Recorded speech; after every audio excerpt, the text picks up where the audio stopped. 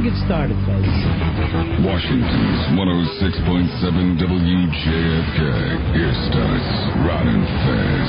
Okay, good. You're in for that, right? Ron and Fez.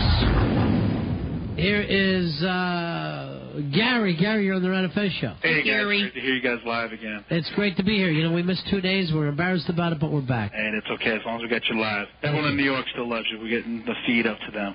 Yeah. On the message board, we're sending recaps of the show. Hey, do me a favor. A lot of people are... How does it end? You don't have a syndication underground going? No, that's illegal for them, you know? No, we are sending recaps through the message board. Well, I got a lot of people asking me, so send them. Somebody send me one at Ron and Fez at AOL. Okay.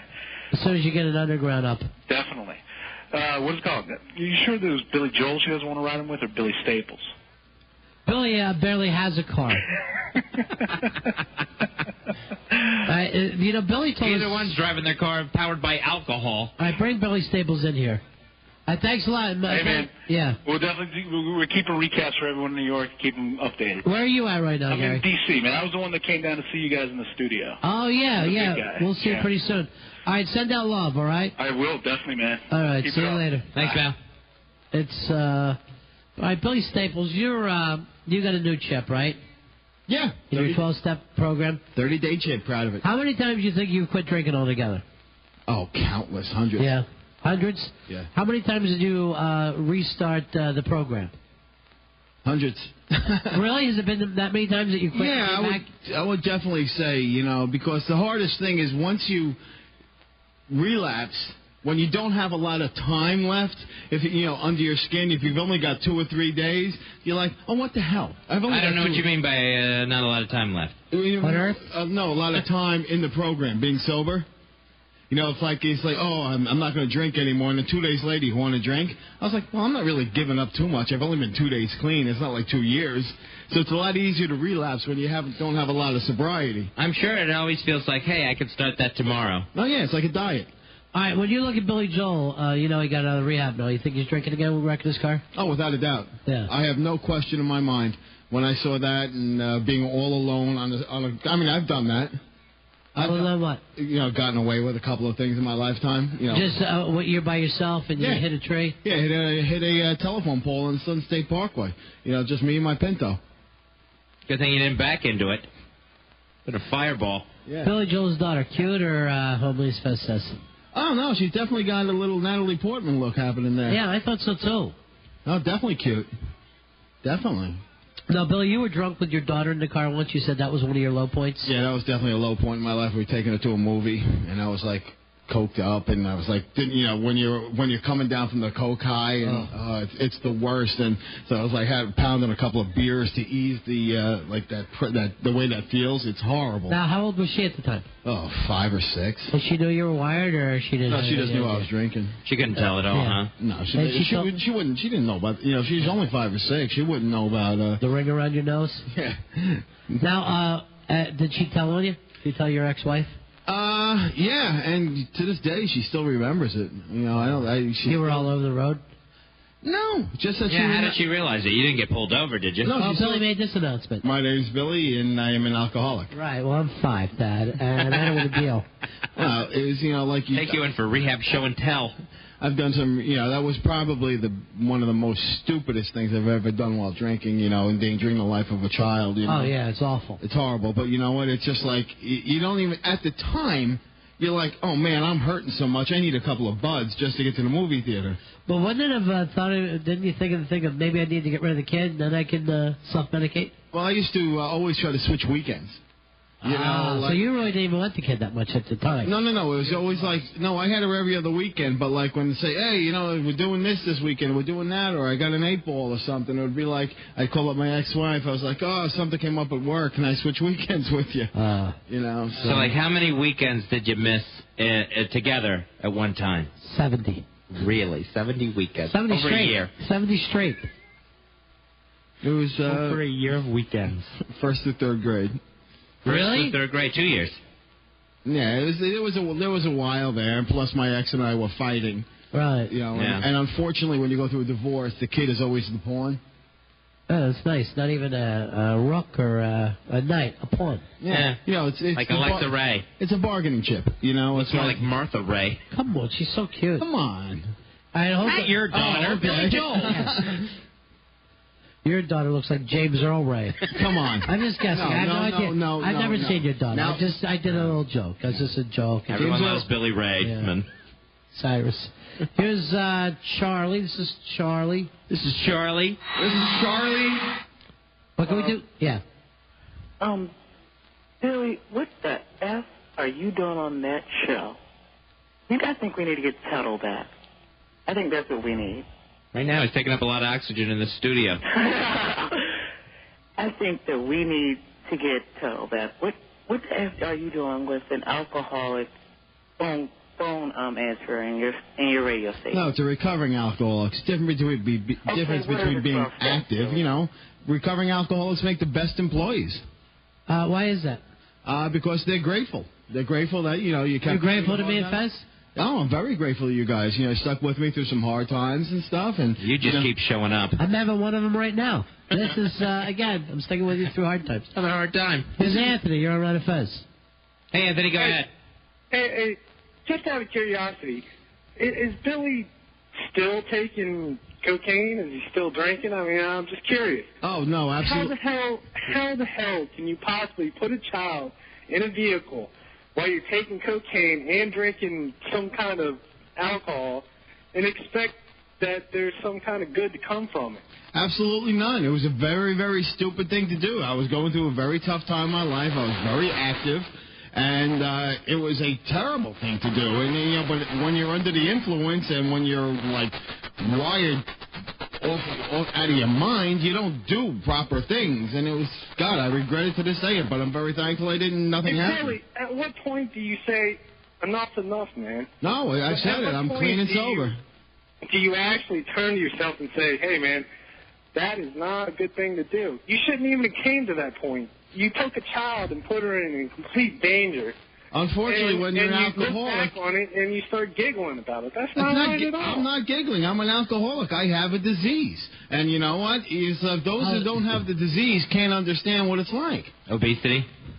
What's the disease? You got the flu or some kind of typhoid? I have alcoholism. I have the disease of addiction. You're as big as the Piano Man. All right, how is that a disease? I never understood that. You can catch it? Oh, no, it's actually hereditary. I firmly believe it's hereditary. You're a baby alcoholic? Yeah. Hey, Billy, that's a good idea. Why don't you blame it on your dad? Blame it on your mom. No, buddy. Why are you getting so angry for? I mean, it's not right at all. No, it wasn't right. I'm agreeing with you. So why are you so angry? You got to cut me a little slack. I'm an alcoholic.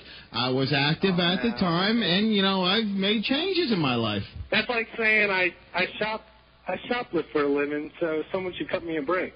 Yeah, if you're a kleptomaniac, without a doubt, that's a disease. That's a disease. Kleptomaniacism is a disease. Oh, give me a break. All right, see you later, my man. All right. All right, Billy, let me ask you this. The very first time that you went into any sort of recovery program. Correct. What was the low that you hit? What was the catalyst to make you finally go into some sort of program? An arrest. You got arrested? Yeah. For driving under the influence. So you went in kind of because they said go in or you in the jail? Well, actually, this was only my first one, so this was only like a slap on the wrist, but they made me go to like 5 counseling sessions, and you had to go to drunk driving school. All right, so that one really wasn't your choice. No, but there was, because of that, they made you go to AA meetings. I had to go to 2 AA meetings. I had to go to like 5 counseling sessions and a couple of seminars, and then this whole drunk driving school, which you had to go to at the college. Right. Which is you didn't need to go to school. You know how to drive drunk. Well, no, but you have to go. Teach. This is the only. Professor Staples. His dad used to take him to the morgue, and he used to try to put his daughter in the morgue. Luckily, nothing happened. Well, yeah, it was just stupid. I'm sure everyone has a skeleton in their closet of things they don't like to admit to. It's the Run of Fish on 866-277-4969. Let me ask you this, Billy. Can you look at a person and tell whether he's an alcoholic, whether he has the disease or not? Absolutely not. You can't look around the room. You as a person and see the behavior of some of us and be able to tell whether they're an alcoholic addict. I mean, because you've seen us all drink. Mm-hmm. You know our patterns. Yeah, I mean, I can tell by hanging out with people and watching them drink, but I just can't look at a person, like they don't have a huge goiter on their neck. No, I know it's not the big goiter neck thing. All right, but let's look around and at some of the people here that, you spent a lot of time with and go through whether or not you think they have tendencies or even a chance to become alcoholics or addicts. Okay, well, there's a difference between an alcohol, you can be an alcoholic or somebody just has a drinking problem. Right. Okay, so maybe you can explain that difference to us. Yeah, what's that? I never knew Somebody that. has a drinking problem is they drink a lot, but it doesn't interfere with their life. Their lifestyle has not become unmanageable. It hasn't ruined their life. So where's the problem part come in? It's just that they tend to drink too much, occasionally. Their life is not a mess. They haven't hit a bottom. They haven't lost everything. They haven't lost their life, their wife, their family, their car, their job. But they are out getting wrecked. Yeah. They do have a drinking problem. Drinking problems can lead to alcoholism. It is the next step. But there are people who just... They just stay problem drinkers and never become alcoholics, and then they go to AA and they go, no, you need to be problem drinkers, A. Yeah. Yeah. Well, Just there is 1A. No, because no one can call anybody. Only you can call yourself an alcoholic, really. Only you can diagnose yourself as having the disease. I could call you an alcoholic, Billy. Easily. All right, if you take a look at Fez. As I said, I am. Any kind of problems he could run into? Fez is a problem drinker. I'm a problem drinker? Yeah. When you see a guy with a beer in both hands and partying and stuff. But he never seems to be trouble. He doesn't... he does party, there's no doubt about it. Yeah. I mean, I don't drive drunk. Or push people, or it doesn't seem like his mood changes. I don't get into fights. I should say the possibility is there. Let me just say that. All right, what would be some of the problems you could see Fez having? When you go out and, you like to be the last one to leave, and always having never being without a cocktail in your hand. And like getting loud when you get loud. Hey, but I don't get loud. Does he get loud?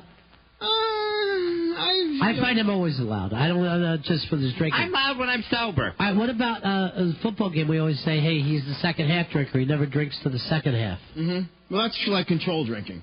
That's a sign of alcoholism when you do control drinking. Now, what the hell does that mean? How could that be? It seems like an alcoholic would be out of control. No, see, what a lot of alcoholics will do, and I've done this myself, too, it's like, I'm only going to drink beer.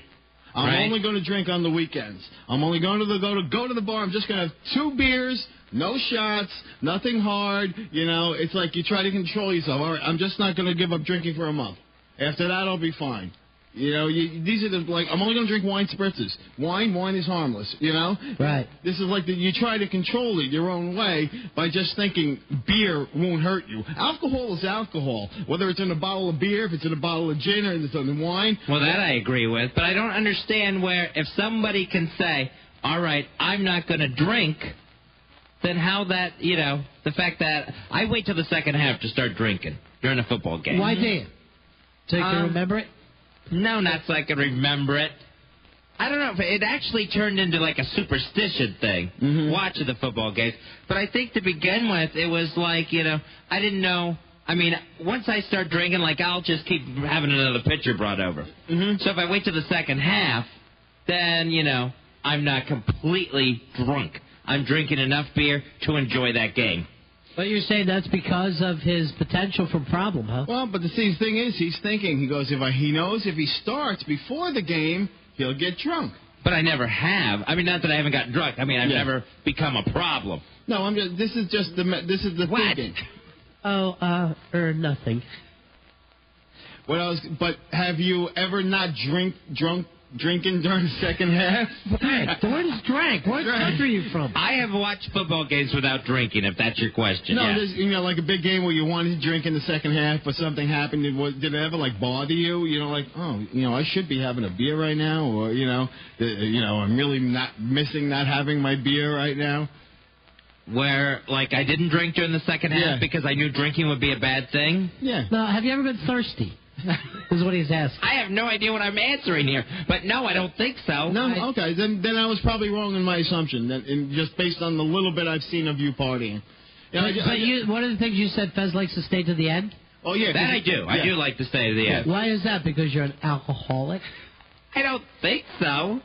Well, I just know that, even when we used to party in the office and stuff, I'd find out, I'd come in first thing on Monday morning, beer cans would be everywhere. Beer cans were never everywhere. And the garbage cans I'm talking about, piled up to the top of the garbage See, can. now he's saying things like I'm throwing beers around the office. No, but I know you weren't alone. You were the last drink now to put up with him? What's that? You need a drink now? It would be nice. A nice shot would be good. Fez, all of us would like to say some things about when you hurt us when you were drinking, and then hopefully you'll sign yourself in. I can't believe that you think this about Fez. Well, you know what? I just know it because I've been there. That one I have. I do like to stay to the end. Why do you think that is? For the beer itself, or? No, I don't think it's for the beer itself. But you would never stay till 5, 6 o'clock in the morning if you were sober. It might be for the... Let me say this. It might be for the beer itself because I would never stay up that late if I was, by myself in my apartment. I wouldn't stay up that late drinking. Mm-hmm. I'm only going to be drinking when I'm around other people. Have you ever drank alone? Have I ever drank? Yeah. Yeah. Have you ever drank in the morning? Do you drink till you're drunk when you're alone? When I'm alone? Yeah. No. Have you Not that I know of. Ever had a drink in the morning? Have I ever had a drink in the morning? Vacation? Yeah, like on vacation, yes. Mm-hmm. Okay. On a road trip, yes. I mean, I've heard... What are you kind of getting to, Doctor? It's just you seem to fit the patterns. Fez, we have to take a break. Yes. And hopefully, during the next break, we'll be able to sign you in. I am not getting signed in for anything. I don't have a problem. Don't you? No, I don't. Howard Stern, Don and Mike, Bill O'Reilly, Ron and Fez and the Washington Redskins, 106.7 WJFK.